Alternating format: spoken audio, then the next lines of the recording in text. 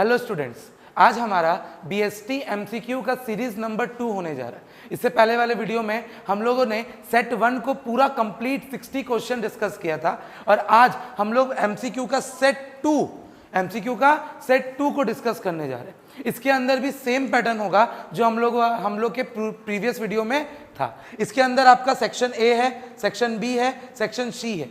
Section A में 24 question है और इसमें आपको कोई भी 20 अटेम्प्ट करना है, लेकिन हमारी क्लास में मैं 24 का 24 क्वेश्चन यहाँ पे सॉल्व करवाऊंगा। साथ ही साथ सेक्शन बी में भी 24 क्वेश्चन है और इसमें भी आपको 20 क्वेश्चन सॉल्व करने।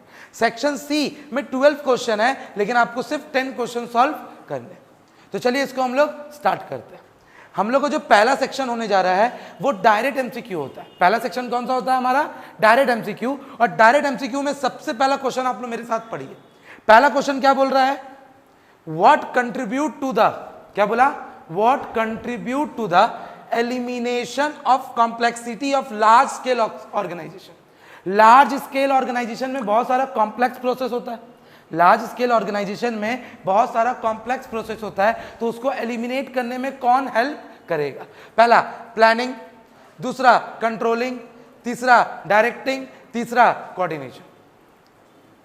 सोच के बताइए ऐसा क्या चीज है जो लार्ज ऑर्गेनाइजेशन में हमारे ऑर्गेनाइजेशन को सही तरीका से बताएगा? आंसर होगा इसका डायरेक्टिंग। क्या होगा बाबू? डायरेक्टिंग। अब यहां पे देखिए, थोड़ा सा समझने वाली बात है। डायरेक्टिंग आपके फर्स्ट टर्म के कोर्स में है नहीं। डायरेक्टिंग आपके फर्स्ट टर्म के कोर्स में है नहीं, लेकिन सैंपल पेपर में चलो डायरेक्टिंग एक क्वेश्चन घुसा दिया है, तो मैं इसको डिलीट नहीं किया। अगर है तो इसको एक बार रहने दीजिए, लेकिन बाकी 59 क्वेश्चन में ऐसा कोई भी आउट ऑफ पोर्शन क्वेश्चन आपके बुक में नहीं मिलेगा। चलिए, पहला क्वेश्चन आपको याद करना है, क्या है भैया? डायरेक्टिंग। डायरेक्टिंग का मतलब क्या होता है? जब हम लोग किसी को डायरेक्ट करते हैं कि क्या, कैसे, कब करना चाहिए। सेकेंड क्वेश्चन में आते हैं हम लोग। Management can not be seen but it's presence can be felt. क्या बोला? Management can not be seen but it's present can be felt. ऐसा क्या चीज है मैनेजमेंट जिसको देखा तो नहीं जा सकता, लेकिन उसका प्रेजेंस को फील किया जा सकता है, उसको महसूस किया जा सकता है? Option group activity, dynamic function, भैया कंटिन्यूअस प्रोसेस या इंटेंजिबल फोर्सेस। इंटेंजिबल फोर्सेस, कोई दिक्कत वाली बात नहीं है भैया। इंटेंजिबल एसेट्स का मतलब होता है जिसका कोई फिजिकल एग्जिस्टेंस नहीं होता है, वैसे इंटेंजिबल फोर्सेस का मतलब होता है जिसका कोई फिजिकल एग्जिस्टेंस ना हो। नेक्स्ट क्वेश्चन आपका क्वेश्चन नंबर 3। नेक्स्ट क्वेश्चन आपका question number 3। Management has to adapt itself according to the changing environment। क्या बोला जा रहा है? मैनेजमेंट को भी एडेप्टेशन फॉलो करना चाहिए हमारे इन्वायरमेंट में चेंज होने तक। हमारे इन्वायरमेंट जैसे जैसे चेंज हो रहा है, वैसे वैसे हमारा मैनेजमेंट भी चेंज होना चाहिए। कौन सा कैरेक्टरिस्टिक्स पूछा जा रहा है? क्या बोला मैंने? कौन सा कैरेक्टरिस्टिक्स इसमें बताया जा रहा है? सबसे पहला goal oriented, dynamic function, continuous process की ग्रुप एक्टिविटी। आंसर होगा डायनेमिक फंक्शन। क्या होगा बच्चों? Dynamic function. Next, efficiency. Word पे ध्यान दीजिएगा, क्या लिखा हुआ है? एफिशिएंसी। एक क्या होता है? इफेक्टिवनेस। एक होता है एफिशिएंसी, एक होता है इफेक्टिवनेस। इस कंसर्न विथ, ये कॉस्ट पे कंसर्न करता है कि टाइम पे करता है? भैया कॉस्ट पे करता है कि टाइम पे करता है? ये आपका कॉस्ट पे करता है। किस पे करता है? कॉस्ट पे करता है। इफेक्टिवनेस मतलब तुम्हारा टाइम होता है। इफेक्टिवनेस मतलब तुम्हारा क्या होता है? टाइम होता है। इसीलिए यहां पे आंसर क्या होगा तुम्हारा? Utilisation of minimum resources. कोई डाउट है मन में? नेक्स्ट क्वेश्चन पढ़ते। नेक्स्ट क्वेश्चन क्या बोला? सी या फिर ही। क्या बोला गया? सी या फिर ही। Keep machines, material, tool etcetera. वो अपने पास क्या रखता है या रखती है? मशीन, टूल्स या फिर कोई तरह का तुम्हारा मटेरियल्स। ठीक है। रेडी फॉर ऑपरेशन, दिमाग लगाइएगा, क्या लिखा हुआ है? Ready for operation. जब उससे मांगा जाएगा वो तुरंत उसको दे देगी। By concern worker whose work is described by the sentence under the functional foremanship। याद आ रहा है आपको? फंक्शनल फोरमैनशिप में 8 तरीका का कोई इंस्पेक्टर होता था। टोटल कितना होता था? 8। तो उन 8 में से ये जो तुम्हारा काम कर रही है वो किसके अंदर आएगा? बताइए, किसके अंदर आएगा? Gang boss. जो सब कुछ मैनेज करे उसको क्या बोलते हैं? Gang boss. कोई डाउट है मन में?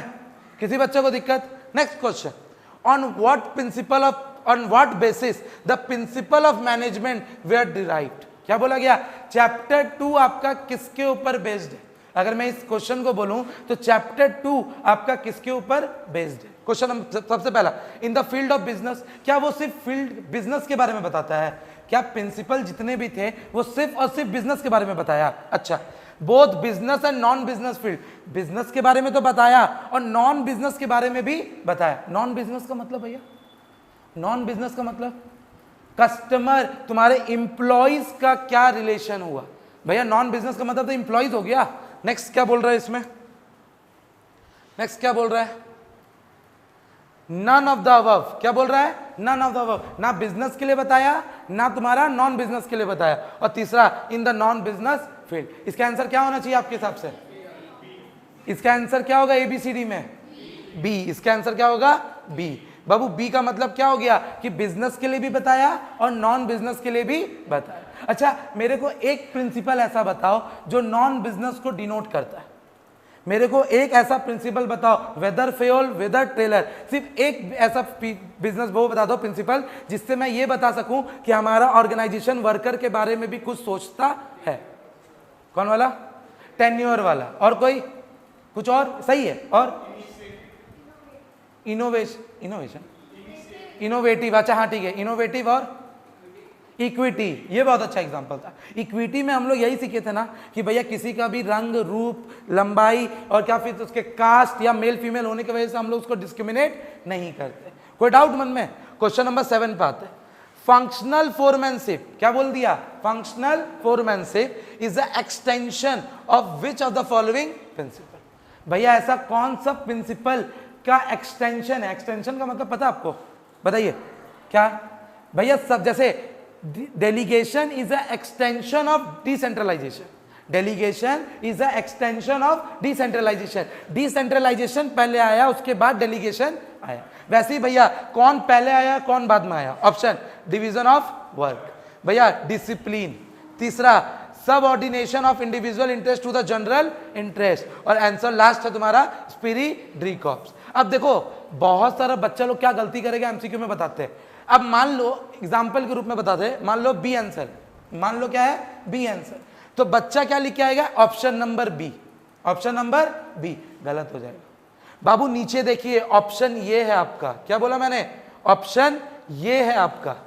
इस पे देखना है आपको। अगर आप एग्जाम में बी नंबर लिख के आओगे ना तो इसका मतलब 4 and 1, आप बोल रहे हो कि ये प्लस ये। इसीलिए जब भी ऐसा कोई क्वेश्चन आए तो नीचे वाला ऑप्शन होता है, ऊपर वाला सिर्फ आपको रेफरेंस के लिए दिया जाता है। समझ में आ गया मेरा बोलने का मतलब? तो अब मेरे को बताओ एबीसीडी में क्या आंसर होना चाहिए? एबीसीडी में क्या आंसर होना चाहिए? ए आंसर होगा। किसी बच्चे को कोई दिक्कत है? ए कैसे हुआ? भैया हम लोग फंक्शनल फोरमैनशिप में भी डिवीजन ऑफ वर्क का बात करते हैं। 2 तरह का वर्क होता था हम लोग भैया, कौन कौन सा? प्लानिंग और प्रोडक्शन। और भैया डिवीजन ऑफ वर्क में भी हम लोग क्या बात करते थे? डिवीजन का, कि भैया ये काम तुमको दिया जाएगा, ये काम तुमको दिया जाएगा। एक तुम्हारा किसका था? फेयोल का। एक तुम्हारा किसका था? दिक्कत नहीं है। Question number 8, question number 8, what was the title? क्या बोला गया? What was the title of the research paper written by Taylor 1903? ये तो रटने वाले को ही पता होगा। ऐसा कौन सा बुक, ऐसा कौन सा टाइटल वो लिखा था? किसमें? अपना रिसर्च पेपर को। बताना मेरा इसका आंसर। इसका आंसर कौन बताएगा? B, shop management. क्या बात है, इसका आंसर क्या होगा? Shop management. किसी बच्चे को दिक्कत है? शॉप मैनेजमेंट ये लर्न करने वाला टॉपिक है, इसमें कोई भी कॉन्सेप्ट नहीं होगा आपका, इसमें कोई भी कॉन्सेप्ट आपका नहीं है। सिर्फ इससे आपसे ये पूछा जा रहा है कि अपने रिसर्च पेपर का क्या टाइटल उन्होंने दिया था। किसने? टेलर ने। किसने? टेलर ने। तो इसका आंसर होगा शॉप मैनेजमेंट। क्या होगा? Shop management. कोई डाउट है मन में? Question number 9, question number 9, which of the following not, ध्यान रखना एग्जाम में नॉट बहुत इंपॉर्टेंट चीज है। ना का मतलब ना होता है, याद रखना। बाबू क्या बोला मैंने? नॉट। यहां पे नॉट बोल रहा है included in the special power of business environment. क्या बोला? Special power of a business environment. Babu special power क्या होता है? बाबू स्पेशल पावर क्या होता है? बताना तो जरा। याद है आप लोग 2 फोर्सेस पढ़े थे, एक पढ़े थे जनरल और एक स्पेसिफिक। तो यहां स्पेशल पावर का बात कर रहा है तो मतलब स्पेसिफिक। किसका बात कर रहा है? स्पेसिफिक। अब इसका आंसर दे पाएगा मेरे को? भैया इसका आंसर क्या होगा? भैया इसका आंसर होगा टेक्निकल। क्या होगा? टेक्निकल। ये क्वेश्चन अच्छा था। जो बच्चा स्पेशल पावर, वो सुपरमैन और स्पाइडरमैन सोचेगा, अरे भाई कौन सा सुपरमैन कौन सा स्पाइडरमैन का बात कर रहा है ये लोग। बाबू स्पेसिफिक का मतलब होता है स्पेशल पावर। कोई डाउट है मन में? Next, determination. क्या बोल रहा है? Determination of the economic policy. क्या बोला? Economic policy for the purpose of regulating dash. Babu economic policy किसके अंदर आएगा? किसके अंदर आएगा? Economic involve. मेरे को नहीं लगता किसी बच्चे को डाउट होना चाहिए। नेक्स्ट भैया एक्सपोर्ट। क्या बोल दिया भैया? Export promotion is concern with. भैया लिबरलाइजेशन होगा, प्राइवेटाइजेशन होगा कि ग्लोबलाइजेशन होगा? ग्लोबलाइजेशन। ग्लोबलाइजेशन का मतलब होता है एक्सपोर्ट प्लस इंपोर्ट। एकदम इजी चीज है, एकदम easy. Next, rise in GDP. क्या बोल दिया? Rise in GDP. भैया अगर जीडीपी बढ़ रहा है, क्या बोला? जीडीपी बढ़ रहा है तो इनमें से क्या होगा? इनमें से क्या बढ़ेगा? देखो क्या लिखा हुआ है, अगर जीडीपी बढ़ रहा है, क्या बोला मैंने? जीडीपी इंक्रीजेस, तो इनमें से कौन सा चीज इंक्रीज करेगा? इनमें से कौन सा चीज increase? Babu cost of production लिखा हुआ है। क्या लिखा हुआ है? Cost of production. Next, increase in new taxes. क्या लिखा हुआ है? Increase in new taxes. उसके बाद लिखा हुआ है नन ऑफ दिस, और इसके बाद लिखा हुआ है disposable income of income people. Disposable income of people. कौन कौन बच्चा किसके किसके अंदर हाथ उठाइए? कॉस्ट ऑफ प्रोडक्शन में कौन कौन बच्चा है? सिर्फ एक बच्चे? इतने सारे बच्चे में सिर्फ एक बच्चे? तो आप लोग किसमें? नन ऑफ द अबव में। तो सेकंड, चलो सेकंड पे वोटिंग करते। Increase in new taxes. बताइए क्या इंक्रीज इन न्यू टैक्सेस होगा? अरे बोलिए। नहीं, तो नन ऑफ द अबव होगा। तो क्या होगा? Disposable income of people. मतलब बोलने का मतलब है ये क्वेश्चन आप छोड़ के जाएंगे, आ जाएगा एग्जाम में तो छोड़ देंगे। बोले छोड़िए ना, क्या अभी पूछ रहे। अच्छा एक बात बताओ, जीडीपी बढ़ने का मतलब क्या हुआ? मेरा क्वेश्चन का एकदम ध्यान से समझना। जीडीपी बढ़ने का मतलब क्या हुआ? ग्रोथ हुआ। हमारा प्राइमरी सेक्टर, टर्शरी सेक्टर और सेकेंडरी सेक्टर बढ़ गया।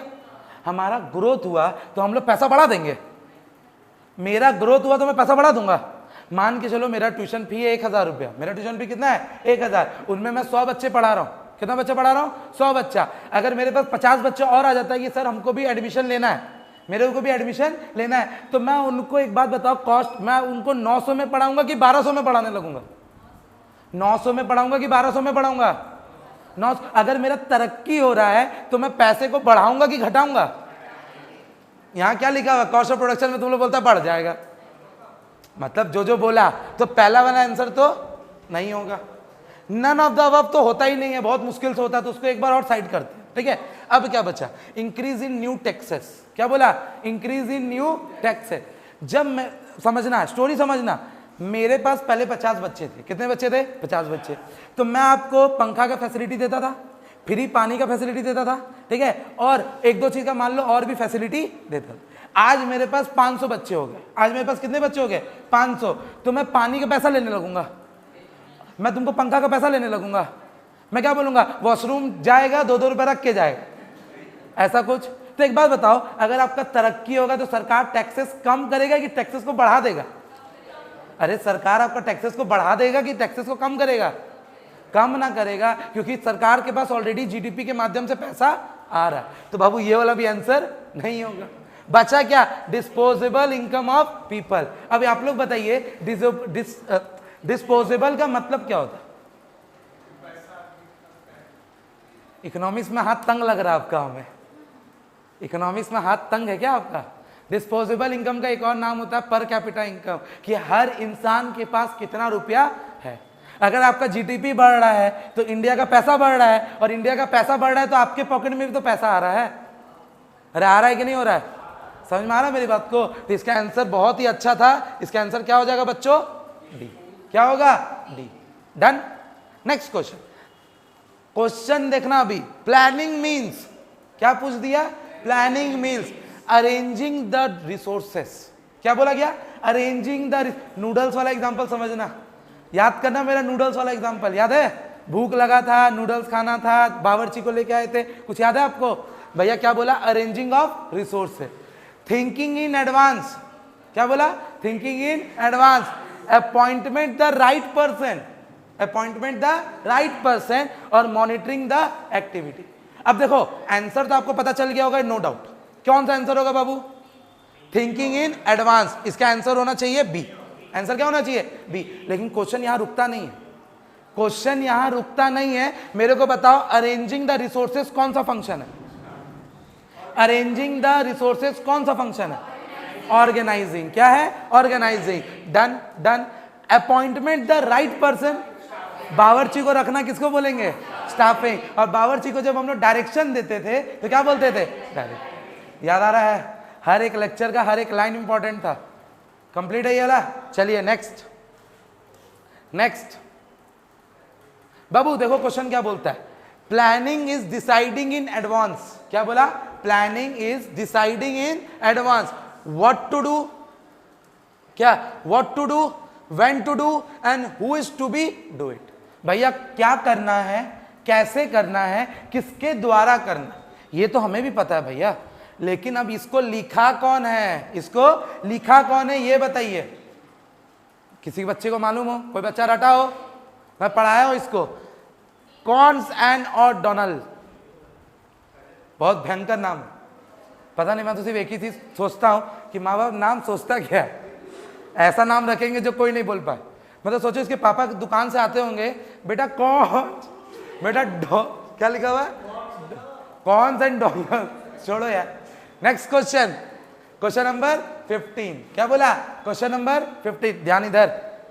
अ manager is required to make, क्या बोल दिया बाबू? A manager is required to make certain assumptions। ध्यान रखना, वर्ड्स पे ध्यान रखिए, बोर्ड पे देखिए। Manager is required to make certain assumption about the future, about the future. यहीं पे आपका खेला खत्म हो जाना चाहिए, समझ में आ जाना चाहिए। Next, which may in the form of forecast, future forecasting, future forecasting। this step in the planning process is known as, option नहीं मिलेगा, आंसर बताइए। Developing premises. क्या होगा? Developing premises. अब इसमें देख के बताइए क्या आंसर होगा? क्या होगा? Answer D, answer D. समझ में आ रहा है? एक एक चीज एकदम मन में बैठ गया। Next question number 16। Planning of different apartment is, क्या बोला? Planning of different apartment is individual, mutually dependent, neither related not dependent, या म्यूचुअली डिपेंडेंट एंड इंडिविजुअल। क्या होना चाहिए इसका आंसर? क्या दो डिपार्टमेंट का प्लानिंग से किसी डिपार्टमेंट को फर्क पड़ता है? पड़ता है तो दोनों आपस में क्या होंगे? तो इसका आंसर क्या होगा? तो इतना देरी क्यों? इजी क्वेश्चंस है, पढ़ेंगे। ये क्वेश्चन थोड़ा अच्छा है, ध्यान से सुनना। है छोटा लेकिन अच्छा है। What is the key, what is the key to managerial post? What is the key to managerial post? Answer है इसका ऑर्गेनाइजिंग चैप्टर में। आप दिमाग लगा के बताइए। What is the key to managerial post? Key managerial post, अब तो बता दो। की मैनेजरियल पोस्ट का मतलब क्या होता है? सुपीरियरिटी, सुपर, वो सुपीरियर है। अकाउंटेबिलिटी, उसको किसी को अकाउंटेबिलिटी देना पड़ेगा। रिस्पॉन्सिबिलिटी, उसके पास बहुत रिस्पॉन्सिबिलिटी रहेगा। या ऑथोरिटी, क्या ऑथोरिटी? आंसर बताइए।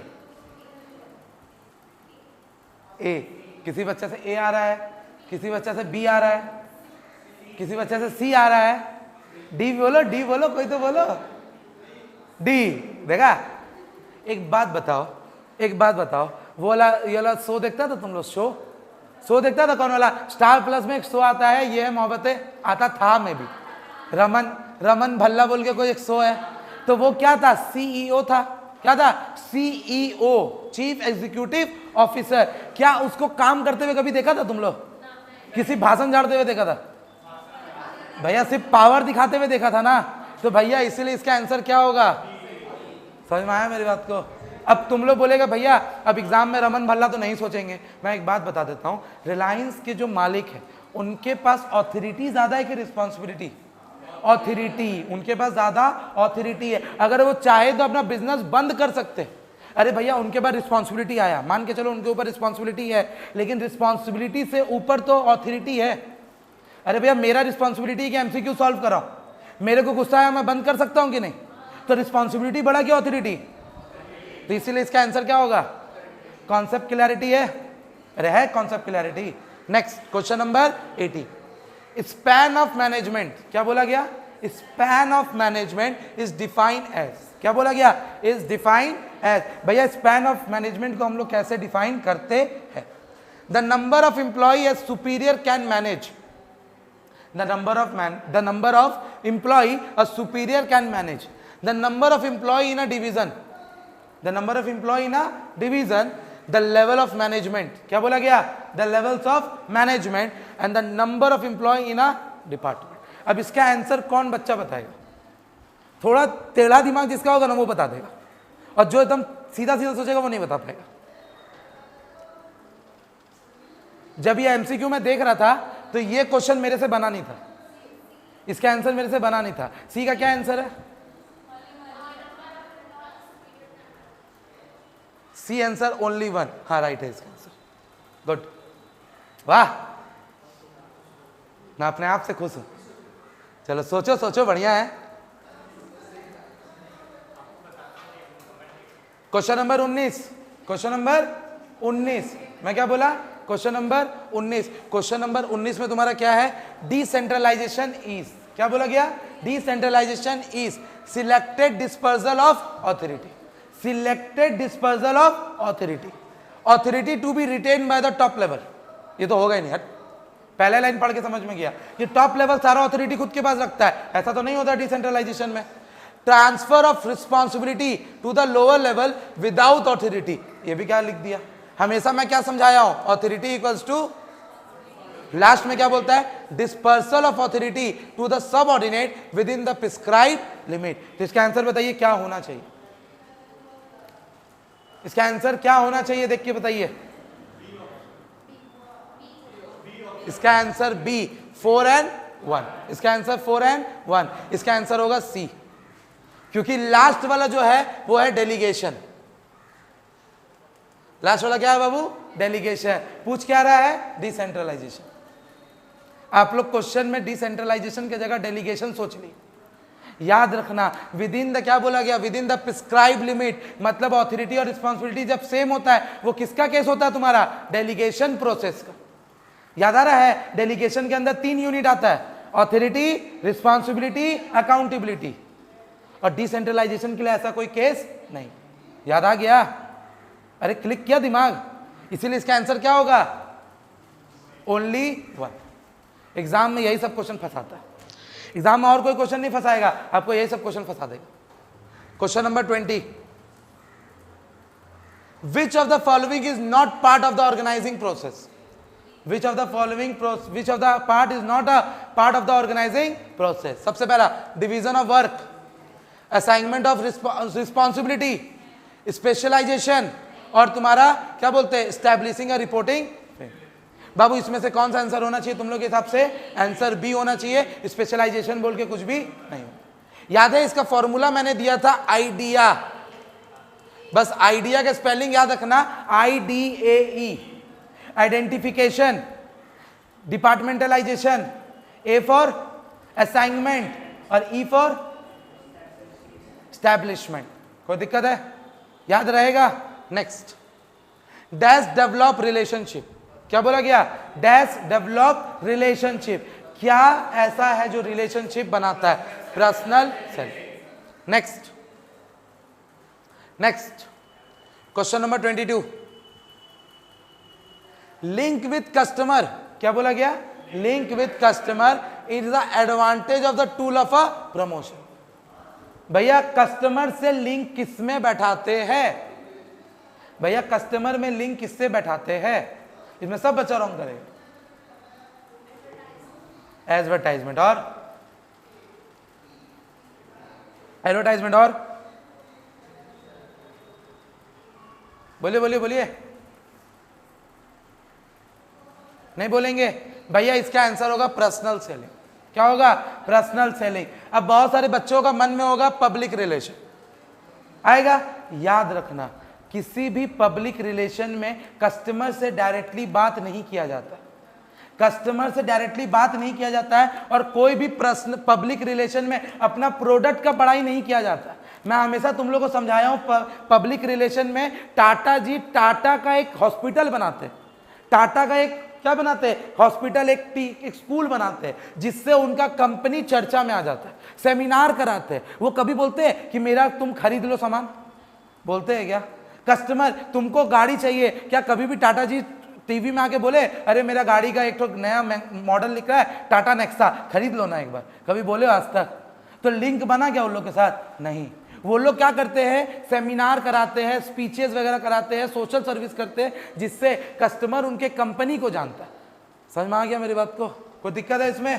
Question number 23, all air tight container and packet use for chip biscuits and jam are the examples of, तुम्हारा क्या हो जाएगा बताइए? Product differentiation, product identification, product promotion या प्रोडक्ट प्रोटेक्शन? Product protection. ये सारे चीज किए जाते हैं प्रोडक्ट को बचाने के लिए। किसके लिए? बचाने के लिए। Dash refers to the act of designing, क्या बोला गया? Dash is use refers to the act of designing and producing the container and wrapping of a product. भैया इसको हम लोग क्या करते हैं, रैपिंग वगैरह करने के लिए क्या इस्तेमाल होता है हम लोग का? पैकेजिंग। देखो यहाँ बस एक वर्ड आपको देखना था, रैपिंग। गिफ्ट रैप करते हो ना, तो बस गिफ्ट रैप करते समय ही हम लोग इसमें क्या लिख देंगे? डन है ये बात? चलिए आज एमसीक्यू का सबसे इंपॉर्टेंट सेक्शन, जो सेक्शन है तुम्हारा असर्शंस एंड रीजन। भैया ये सेक्शन के ऊपर सारे बच्चों को दिक्कत होती है, ये वाले टॉपिक को मैं कोशिश करूंगा बहुत ही अच्छे तरीके से समझाने की। सबसे पहला क्वेश्चन, क्वेश्चन नंबर 25। सबसे पहला क्वेश्चन, क्वेश्चन नंबर 25। अगर मैं क्वेश्चन नंबर 25 का बात करूं तो सबसे पहला ए नंबर में क्या लिखा हुआ देखते हैं? Management always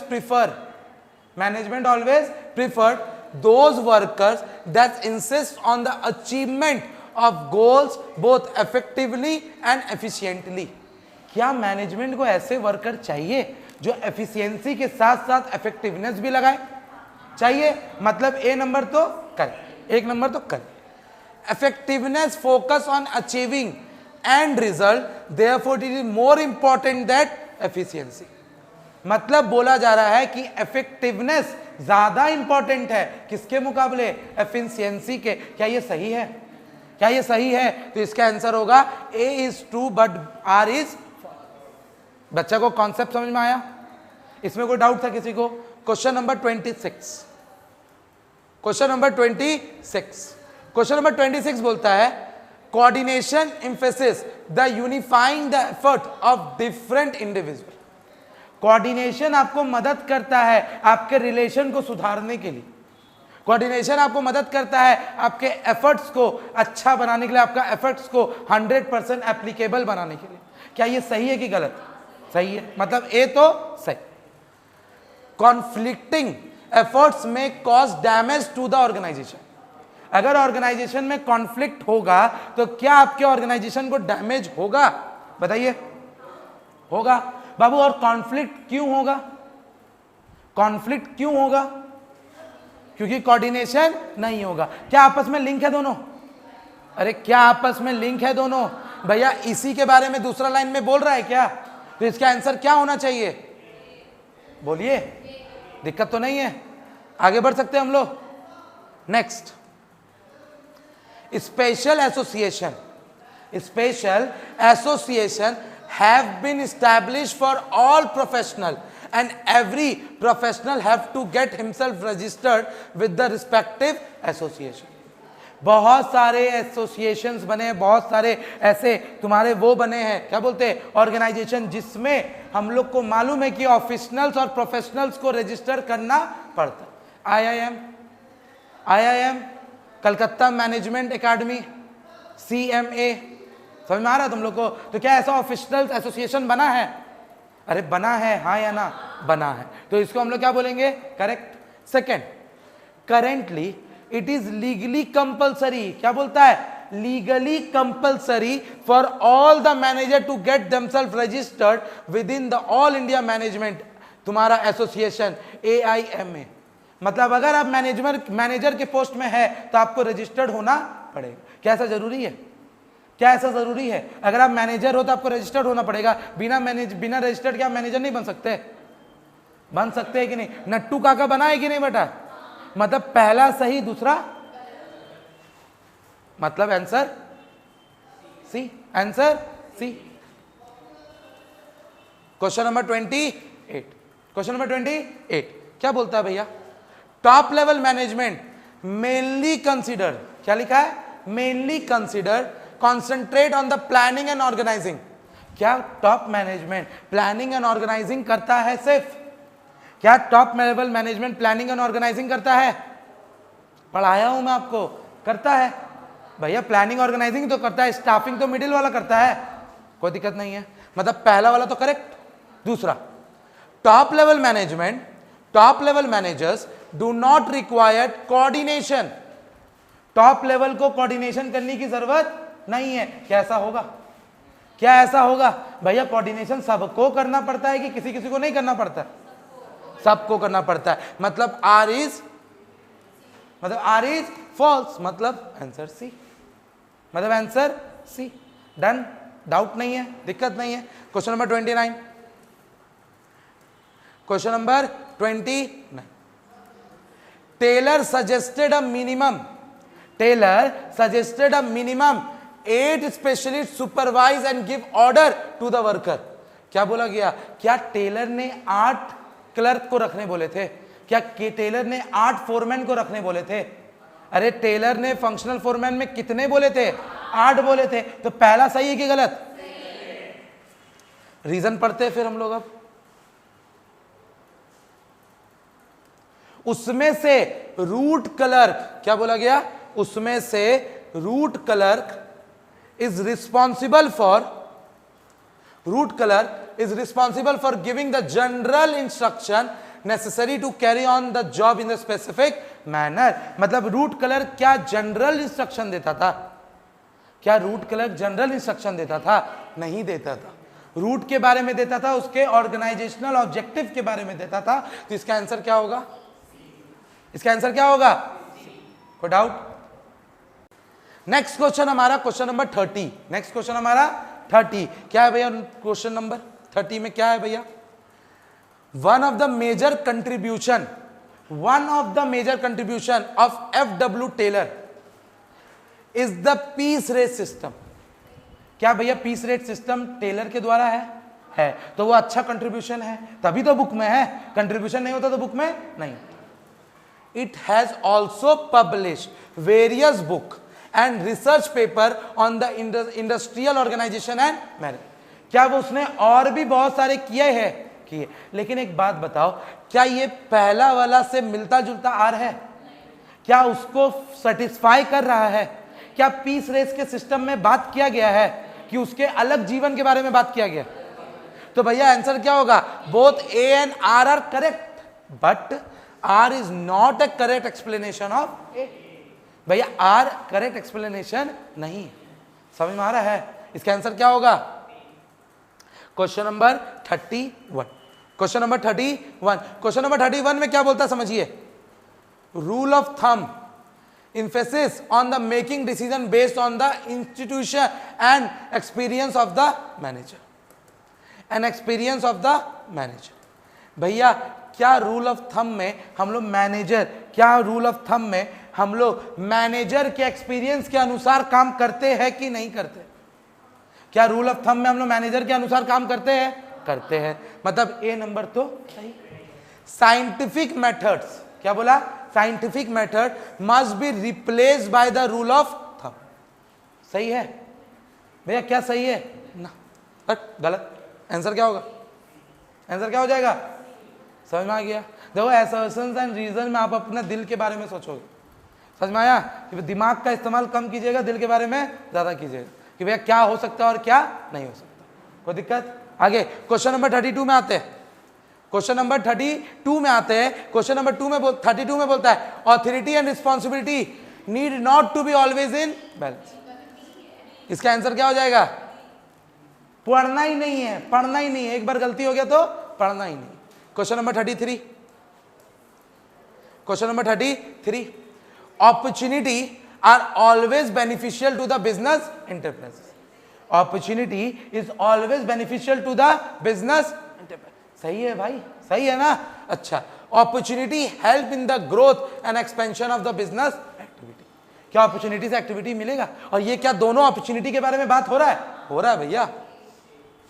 answer question number 34, general forces याद आ रहा है? जनरल फोर्सेस याद आ रहा है? क्या था भैया एग्जांपल जनरल फोर्सेस का? क्या था? पेस्टल था। क्या था? पेस्टल, जो आपको इनडायरेक्टली अफेक्ट करता है, जो आपको इनडायरेक्टली अफेक्ट करता है। General forces affect business enterprises only indirectly, correct? General forces include social, political, economical, legal, technological condition. मतलब आंसर समझ में आ रहा बाबू? दिक्कत है बाबू? देखो कॉन्सेप्ट कितना इंपॉर्टेंट था। अगर वहां पे जनरल और स्पेसिफिक पढ़ के नहीं आओगे तो पूरा क्वेश्चन चल जाएगा। समझ में आ गया? Next question number 35। Question number 35 बाबू, क्वेश्चन नंबर 35 में क्या बोलता है? Scanning of business environment. क्या बोल दिया? Scanning of business environment at an early stage, at a early stage enable the firm to get the first mover advantage, enable to the first mover advantage। first mover advantage का एक example दीजिए पहले। मैं अच्छा example दूं? Maggi. क्या था? Maggi. युवाओं का दिल का प्रेमी, सबसे पहला प्रेमी, जिंदगी में बचपन से मैगी खाते आ रहे हैं भैया। मैगी आज आप लोग हॉर्लिक्स का फूडल्स खाइए, पतंजलि खाइए या कोई और भी चीज खाइए, मम्मी को बोलेंगे मम्मी मैगी खाना, खाओगे yippee, लेकिन बोलोगे क्या? मैगी। तो क्या अर्ली स्कैनिंग से हम लोग को फर्स्ट मूवर एडवांटेज मिलता है? मिलता है, बिल्कुल मिलता है।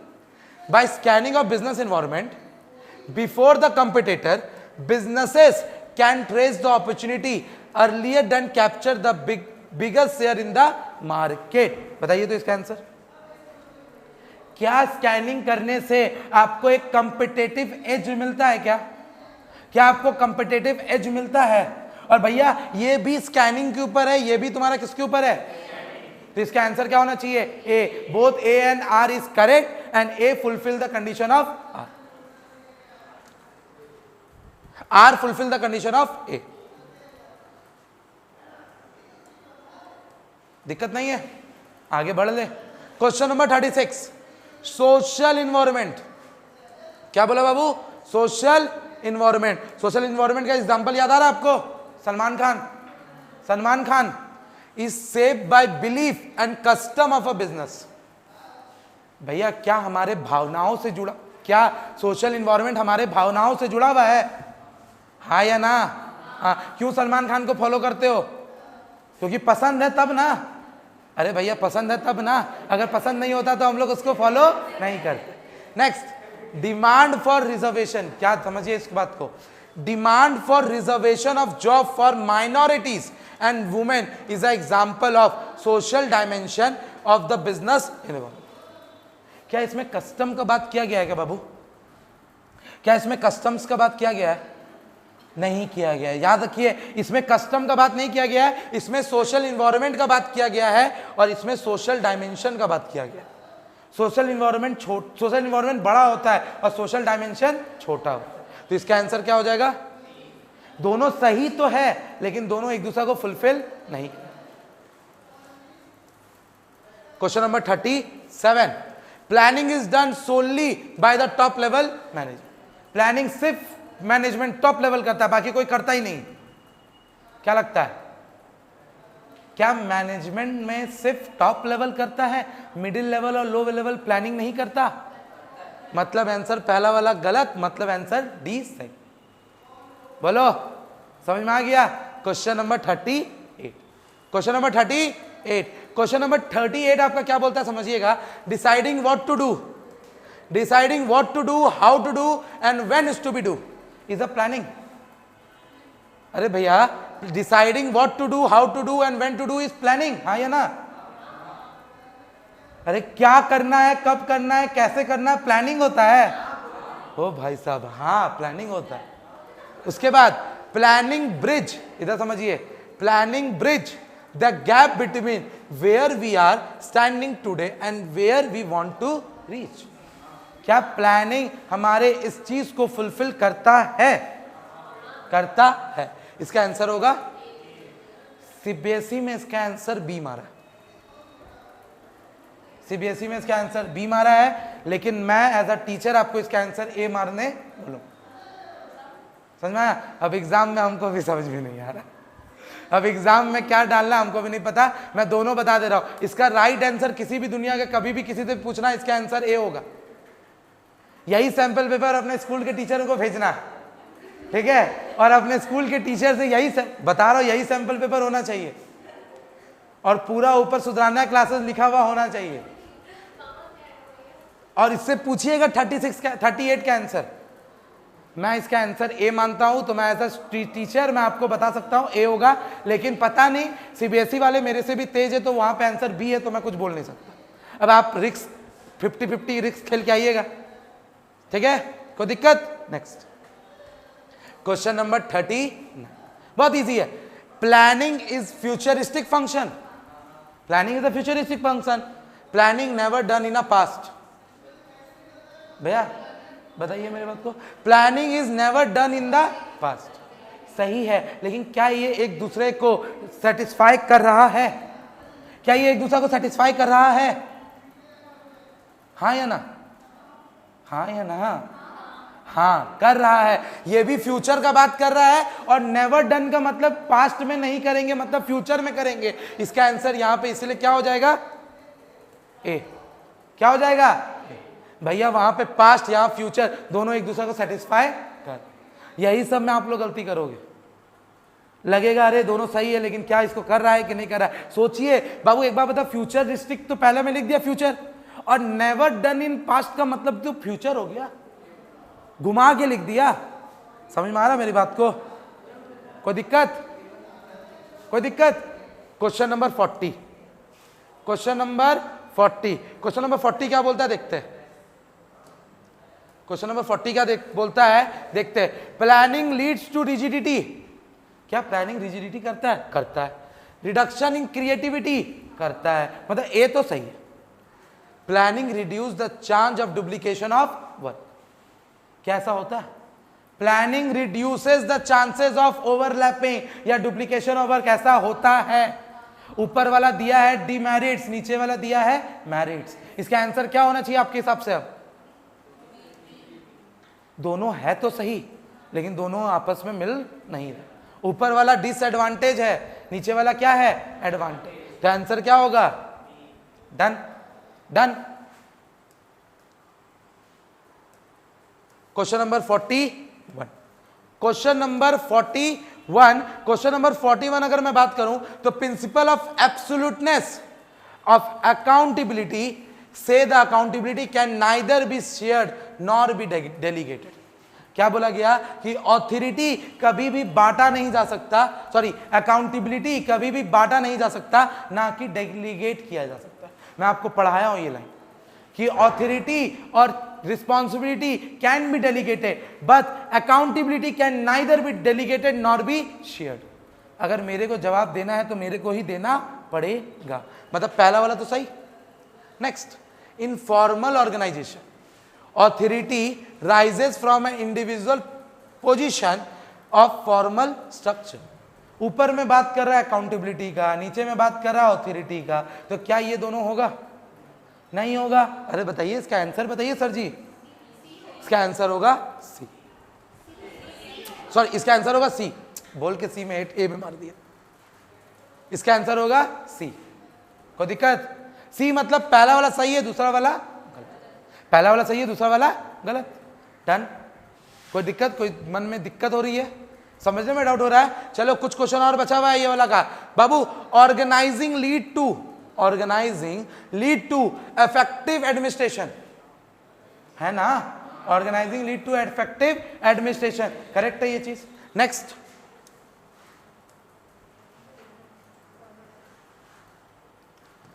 रीजन क्या दे रहा है देखिए। Delegation of authority is an important part of organisation. Delegation of authority is an important part of, क्या ऐसा होता है? क्या ऐसा होता है? हाँ या ना में आंसर दीजिएगा आप लोग।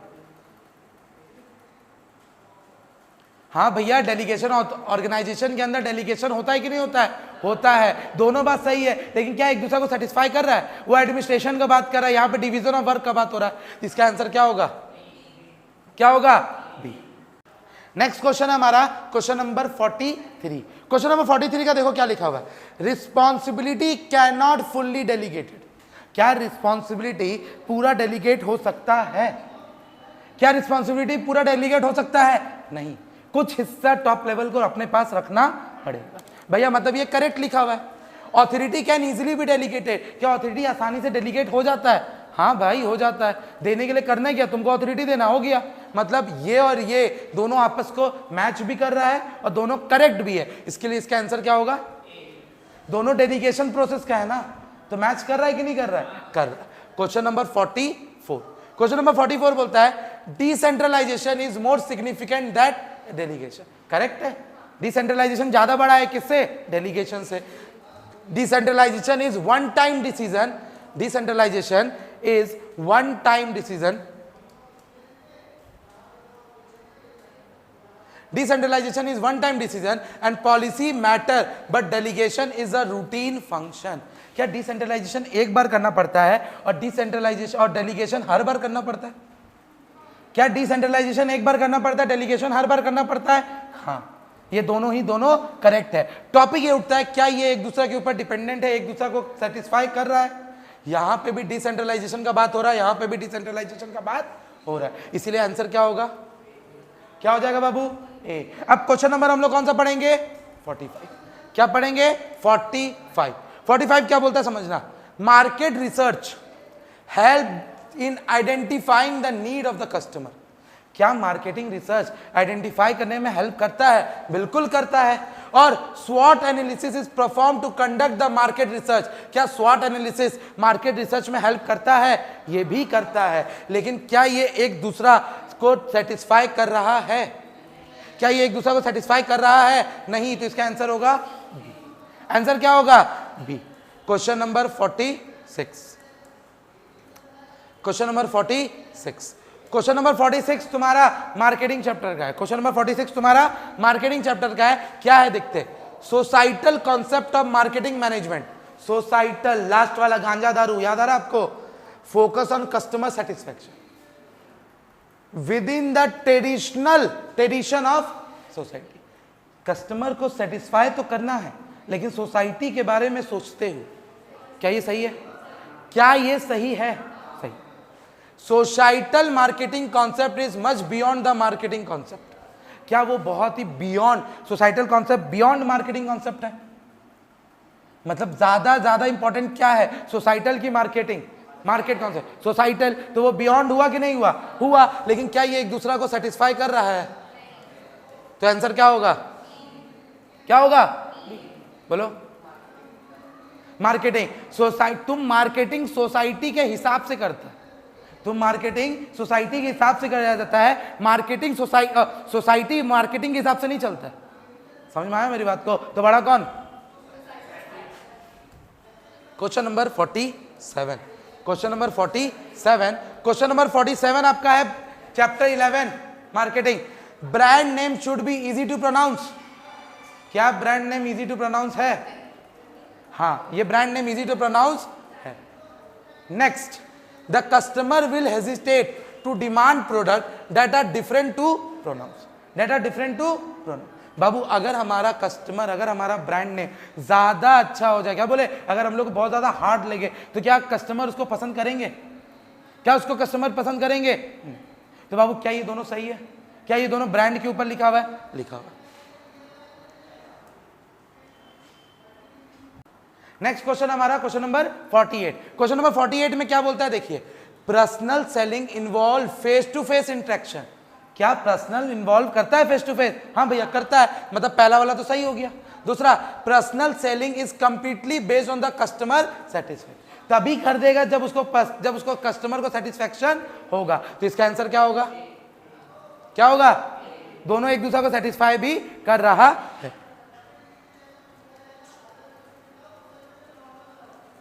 अब इजी पोर्शन चालू हो गया आपके लिए। रीजनिंग वाला सारा टॉपिक खत्म। अब बस टिकी टिकी मानना है। पहला क्वेश्चन इजी था। Management is not tangible force. Intangible force होता है, इनटेंजिबल फोर्स होता है, कोई दिक्कत है इसमें बाबू? Next, which of the following is correct sequence of process of management? क्या लिख दिया देखो, process of management, planning, organizing, staffing, directing, control. Planning, organizing, staffing, controlling. Directing किसी में नहीं है, इसीलिए डायरेक्टिंग यहां पे कंसीडर नहीं किया गया। आंसर क्या हो जाएगा? बी। आंसर क्या होगा? B. The main aim of functional foreman is, the main aim of functional foreman is, क्या एम हो सकता है?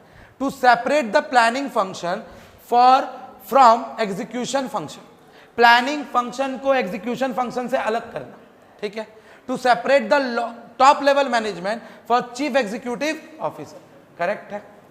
To not to divide the work, not to divide the work, और to not provide the free time to worker. इसका answer क्या होना चाहिए? इन option ये है तुम्हारा, इसका क्या होना चाहिए भैया? क्या फ्री टाइम वर्कर को नहीं मिलना चाहिए, ऐसा कुछ बोलता है क्या? नहीं। क्या टॉप लेवल और मिडिल लेवल को अलग अलग करता है क्या? नहीं। Do not to divide the work, भैया गधे हो क्या? यही चीज तो बोलता है ना, डिवाइड करना। तो आंसर क्या होगा? और मैं आपको बोला भी था, प्लानिंग फंक्शन को एग्जीक्यूटिव फंक्शन से अलग करना मतलब प्रोडक्शन फंक्शन से अलग करना। बस यहां पे प्रोडक्शन फंक्शन को अलग कर दिया गया, किससे? Executive function. अब इस समय तुम लोग बोलेगा भैया आप तो बोले ही नहीं कभी एग्जीक्यूटिव फंक्शन, दिमाग लगाना, आ जाएगा। Question number 52, the planning emphasis the kindness and justice of the behaviour of the manager towards worker. कौन सा प्लानिंग, कौन सा प्रिंसिपल हमारे वर्कर्स के बारे में सोचता है? कौन सा प्रिंसिपल हमारे वर्कर्स के बारे में सोचता है? वो भी जस्टिस के बारे में। क्या बोला गया भैया? इसका आंसर होगा इक्विटी। एकदम इजी था, टॉपिक था। Next, which of the following is the example of social environment? Which of the example is the social environment? अच्छा क्वेश्चन है, बताइए क्या? ABCD, D, composition of family. Answer होगा composition of. Why not consumer protection act? वो legal है क्योंकि act बोला गया। क्या बोला गया? एक्ट। नहीं, मेन एक्चुअली क्या है ना, बच्चा लोग का कंसर्न क्या होता है, भैया भैया कंज्यूमर के बारे में बोला है तब तो सोशल हो गया ना, हम लोग कस्टमर के बारे में सोच रहे हैं। नहीं, याद रखना एक्ट लिखा हुआ। क्या लिखा हुआ है? तो एक्ट हमेशा क्या होता है? Question number 54, the complete awareness and understanding of business environment are. भैया क्या इन्वायरमेंट अवेयरनेस? प्राइवेटाइजेशन अलग चीज होता है, लिबरलाइजेशन अलग चीज होता है, और टेक्नोलॉजिकल एडवांसमेंट भी अलग चीज होता है। हम लोग कंपनी के बारे में जानते हैं, हम लोग उसके इन्वायरमेंट के बारे में जानते हैं, इसका मतलब हम लोग उसके इन्वायरमेंटल अवेयरनेस के बारे में जानते हैं। Question number 55, which step of planning, which step of planning process are the best and most feasible plan which chosen be implemented? याद आ रहा है आपको? क्या था उसका फॉर्मूला? सुनो देख लो वाला, याद आ रहा है भैया? इसका क्या था? Selecting up of alternative. भैया सिलेक्ट करना कब? उसके अच्छाइयां और बुराइयां को देखते हैं। तो भैया इसका आंसर क्या होना चाहिए? ओनली। डन है भैया। Question number 56, question number 56, question number 56 बोलता है, why does planning of basis of success is a leap in the dark? ये क्वेश्चन अच्छा है। Why does planning as a basis of success? हम लोग अगर अपने सक्सेस को देखते हैं और प्लानिंग को देखते हैं तो क्या बोला गया? Leap in a dark. Leap in a dark का मतलब कौन बताएगा? उम्मीद की किरण। क्या बोला गया? उम्मीद की किरण। लीप इन अ डार्क, उम्मीद की किरण, मतलब क्या बोलते हैं उसको? डार्कनेस में एक उम्मीद की किरण। अगर आप डूब रहे हो और अगर आप प्लानिंग करोगे तो उसको हम लोग क्या बोलेंगे? लीप इन अ। अब इसमें से आपको बताना है कि कौन सा मेथड यहां पे सही माना जा रहा है। क्या बोला जा रहा है भैया? यहां पे बोला जा रहा है तुम्हारा, does not work in a dynamic environment. Does not work in a dynamic environment. Next, reduce morality, moral down कर देता है, मोरल डाउन कर देता है। क्रिएट रिजिडिटी, क्रिएट रिजिडिटी, और planning is a mental exercise. Planning is a mental exercise. तो इसमें बताइए आपको कौन सा सही लग रहा है, कौन सा गलत लग रहा है? बोलिएगा जरा। Planning is a mental exercise, planning does not work in a dynamic environment, reduce morality, create rigidity. भैया यहां पे बोल रहा है leap in a dark, leap in a dark, उम्मीद की किरण, उम्मीद की किरण। जब कोरोना आया था, जब कोरोना आया था तो हमारे पास उम्मीद की किरण क्या थी? Online classes. क्या थे? Online classes. कोरोना क्यों आया था? कोरोना क्यों आया था? अरे क्यों आया था? डायनेमिक होने की वजह से। इन्वायरमेंट क्या था? डायनेमिक हुआ था, तब जाके कोरोना आया था। और कोरोना में हम लोग को बचाया कौन? कौन बचाया? समझ में आ रहा है? इसलिए आंसर क्या होगा? आंसर क्या होगा? कहां गया? समझ में आया? अब इतना गहराई का तुम लोग सोच पाएगा कि नहीं सोच पाएगा हमको भी नहीं पता, सोच लेगा ना। चलो नाम रोशन करना। मीनिंग ऑफ ऑथोरिटी इज, बहुत इजी है यार, बोलो ना फटाफट। मीनिंग ऑफ ऑथोरिटी इज, हे राम मैं इंतजार कर रहा हूं। राइट टू कमांड, बस खत्म। Question number 58, which one is not correct in respect of formal organisation. कौन सा वाक्य, वाक्य समझना, कौन सा वाक्य सही नहीं है? किसके लिए? सोशल पॉपुलैरिटी, बार बार दे दिया तो इसको तो चलो हट गया एक तो ठीक है। Definite authority, definite responsibility. Question number 58 बताइए। क्या क्वेश्चन में नहीं है? ऐसे नहीं बोल। अच्छा हाँ, फॉर्मल ऑर्गेनाइजेशन नहीं है, इसका आंसर होगा सोशल पॉपुलैरिटी। ठीक है, पोर्शन में तो नहीं है, तो सही बात है। Dash is a marketer. किसको मार्केटर कहते हैं बाबू? मार्केटर किसको कहते हैं? सेलर को। सेलर को मार्केटर कहते हैं। सर्विस प्रोवाइडर को सेलर कहते हैं, मार्केटर कहते हैं। आपका घर में जो एसी बनाने आता है उसको मार्केटर कहते हैं। जो आपको सेटिस्फैक्शन देता है। प्रोवाइडर की सीकर, प्रोवाइडर की सीकर, सीकर जिसको चाहिए, प्रोवाइडर जो देता है। Knowledge seeker, knowledge provider. समझ में आ गया? Price of the product can be referred as to. Price किसको बोला जाता है? किसको बोला जाता है? प्रोडक्ट कॉस्ट को, ब्रांड वैल्यू को, value of utility of customer को, या प्रमोशन को।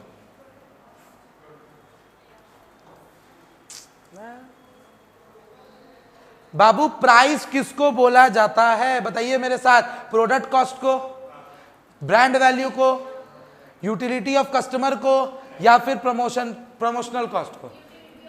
भैया यूटिलिटी ऑफ कस्टमर को बोला जाता है। मतलब आंसर, मतलब आंसर डी। समझ में आ रहा है मेरी बात को? कोई दिक्कत है? अगर आपको हमारा वीडियो पसंद आया तो हमारे ऐप, हमारे अपने खुद के ऐप में हमारा इसका एक फुल सेट ऑफ एमसीक्यू का सैंपल पेपर लॉन्च किया गया है, जिसका रेट सिर्फ और सिर्फ 249 है। इसको जरूर से खरीदिएगा। लिंक इसका डिस्क्रिप्शन बॉक्स के अंदर मिलेगा।